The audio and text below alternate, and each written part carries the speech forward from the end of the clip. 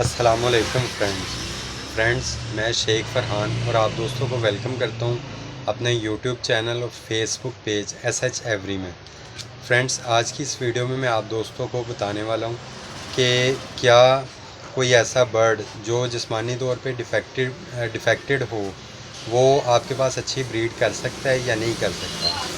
तो अक्सर दोस्त जो है वो यही कहते हैं कि अगर उसका एक मेल भी जो है कम हो ना बर्ड का, तो वो आपके पास अच्छी ब्रीड नहीं करता। लेकिन मैं आपको दिखाने वाला हूँ कि मेरे पास ये एक पेयर है जो आप देख रहे हो। इसका मेल अल्बाइनो रेड आइज़ है और फीमेल जो है वो वॉयलेट पार ब्लू है।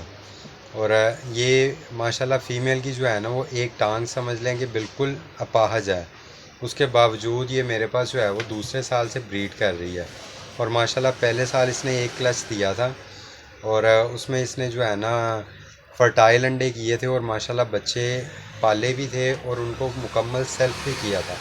और दूसरे साल माशाल्लाह जो है वो इसने दोबारा जो है वो ब्रीड की है और 4 अंडे दिए। 4 में से 4 के 4 फर्टाइल थे, उनमें से 3 जो है वो बच्चे निकले और माशाल्लाह तीनों के तीनों पार ब्लू स्प्लिट इनोज़ हैं।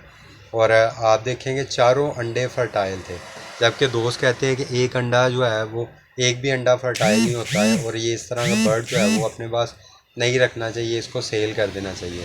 लेकिन मेरा एक्सपीरियंस ये कहता है कि अगर इस तरह का डिफेक्टेड बर्ड है तो आप उसको अपने पास ट्राई लाजमी करें। अक्सर औकात जो है वो आपके पास बड़ी अच्छी ब्रीड कर जाता है और आपको उसको जो है वो चोरी के रेट पे नहीं सेल करना पड़ता। और जैसा कि आप देख रहे हो कि इसने 3 बच्चे पार ब्लू स्प्लिट इनो निकाले और ये एक अच्छी डिमांडेड बर्ड